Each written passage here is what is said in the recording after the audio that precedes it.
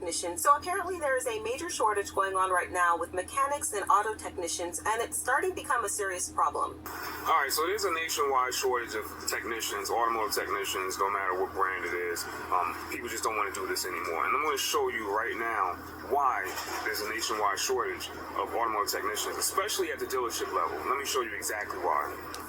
So this right here is the labor time for removing an HVAC assembly, the heater box inside the vehicle. We have an evaporator leak and the AC doesn't work. And this is the labor time from, I believe, All Data. I don't know if this thing will ever focus. Right there, All Data pays 13.5 hours.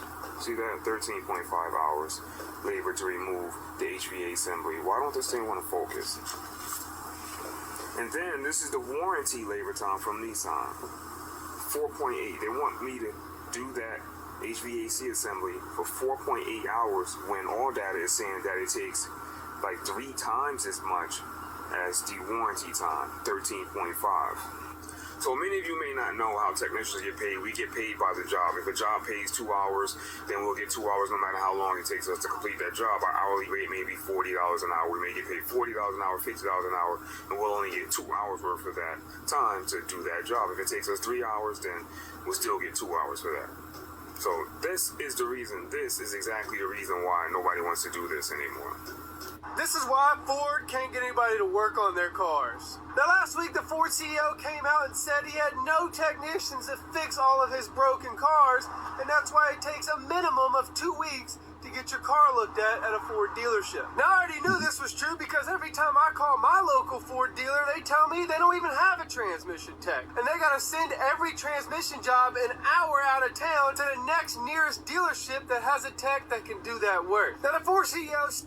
I hope y'all do know that this is strategic, right? It's strategic. This is done by the hand that rocks the cradle. There's no coincidence or nothing in this machine, dog. I just want to guy. I know how some of y'all still think. Some of y'all don't think at all. But it's strategic. Obviously, the beast is trying to weave out mechanics. You know what I mean? Weave them out.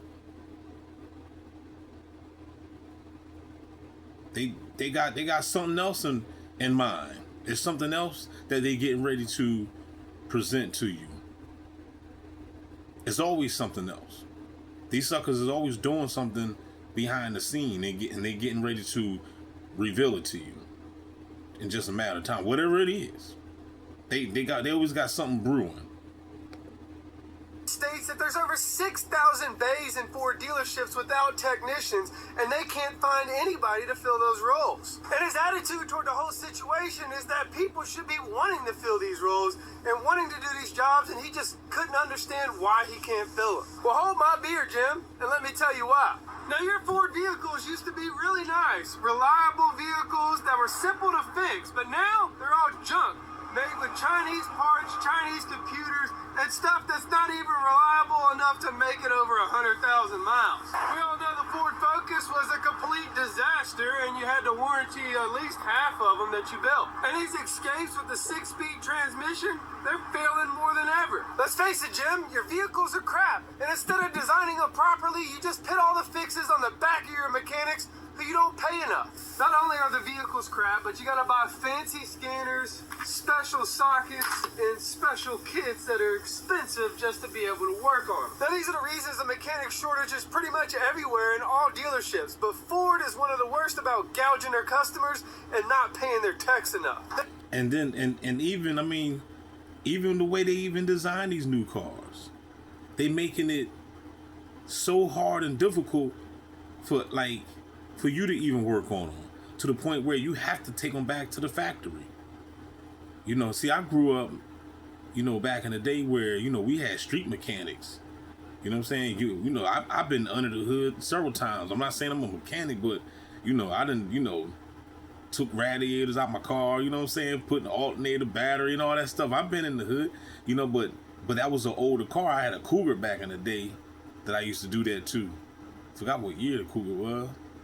But these new cars, you can't do nothing to it. If something go wrong with it, you have no choice but to take it back to the dealer, because everything is electronic, and everything is like so difficult. When you pop that hood, you can't even see the damn ground. You don't even know what you're doing. You fuck up one circuit, you can mess up everything. So you don't have no choice but to take it back to the dealer.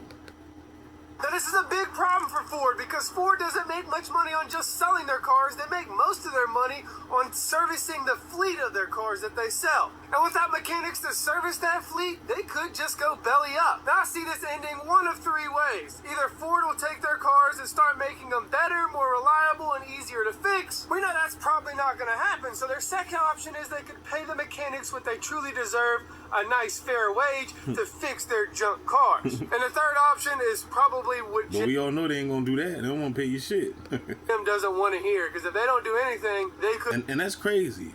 If these people, if the company's not willing to be paying Ford to fix cars, but the government is willing to pay these fools out here to track and surveil you 24/7, make it make sense. So we don't give a damn about your transportation, but we do give a damn about these bots watching your ass 24/7. The so-called FISA surveillance police state is what I'm talking about. If you know, you know. End up bankrupt. But after the way they've treated their employees, their mechanics, and more importantly, their consumers, that just may be what they deserve. So do the right thing, Jim, and pay up. Flat rate is dead. Let me tell you why. Flat rate comes from a day and age where cars were made to last and diagnostics led to replacing broken parts. Now we're chasing wires and shorted out modules that are shorting out 10 other modules. All of these are different computers that are talking to each other, and they're all in one truck. Now explain to me how I'm quickly supposed to find out that a brake module is stopping the tailgate from opening. All that crazy. testing, 0.3 of an hour. Flat rate is a system that rewards speed, not complexity. Cars are built too complex nowadays to be worked on at speed. You gotta take your time, get it right. Facts. The system's outdated. It's time for a change. That's crazy. Ford CEO saying that there's a shortage of technicians, that they have 6,000 empty bays, and he understands why now. So here's your fucking answer, dude. This is why. This is why. Your answer is because you charge an insane door rate. Technicians don't take home even a third of that usually. You make junk vehicles, and your labor times suck. They're usually less than half of what it takes to do your job. Yeah. So take into consideration that we have to buy our own freaking tools. That's one. Two, your warranty times are shit. If an engine replacement pays 25 hours under customer pay, and then we go do it under warranty, it's freaking 10 hours. So you're screwing us up. You're supposedly helping out the customer at the cost of the technician's paycheck. So Make it make yes, sense. that's the freaking reason why, not because your other stupid reasons that you mentioned.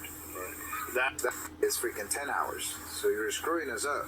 You're supposedly helping out the customer at the cost of the technician's paycheck.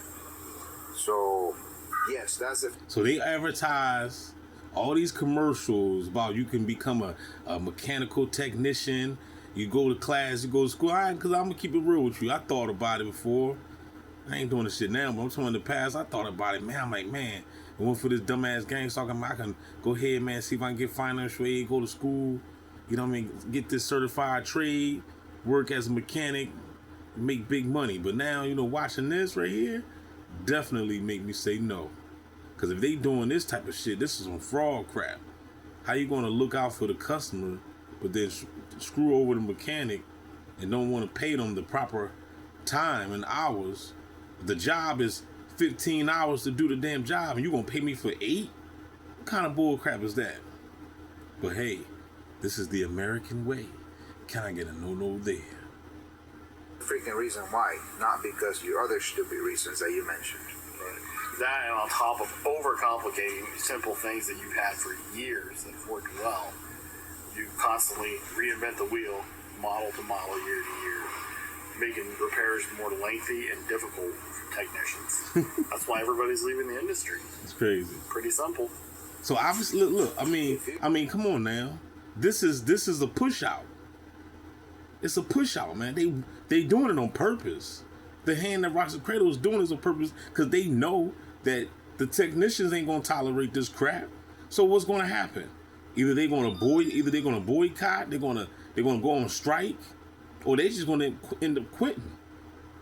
And if they end up quitting, there ain't gonna be no more technician to fix your damn car, and that might be the whole scheme. They probably want your car to break down because they probably want to get rid of, it's words saying that they want to get rid of the gasoline engine cars anyway. And they probably trying to get everybody to, they might knock out all these gasoline cars and just bring out a whole bunch of Teslas and electrical cars, because that's what they want you to be driving anyway now, so they can control your ass. You know what I'm saying? You driving on the highway in an electrical car and you have a glitch in the system, and the car just swerve right into the other side of the traffic and go off the damn bridge into the damn river. You see what I'm saying? So this is what they want. So, because you can't trust Eagle Eye now. Eagle Eye will fuck you up. Player. You guys fixed your reasons why there's a shortage of technicians. There wouldn't be a shortage. So this has nothing to do with colors, white or blue. If the pay was fair and everything else that comes with it was fair, then there wouldn't be a shortage on any freaking industry. The end. Adios, mofos. So what's going on? Today I'm going to talk about Toyota, and yeah, there's probably a quality issue there, but there's really a technician issue there. There always has been. The last few years I've probably seen it at the worst it's ever been, and it's just going to keep getting worse, which is possibly better for technicians in the long run, but I really don't think so.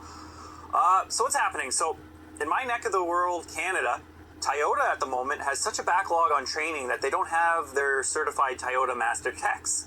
And what's happening is, not only is there really no new apprentices coming into the industry, there's a brain drain right now. So as it stands, Toyota is so far behind on training that they're all starting off at the bottom. So let's put it into levels 1 to 4. Everybody's at level 1. They have a backlog of 4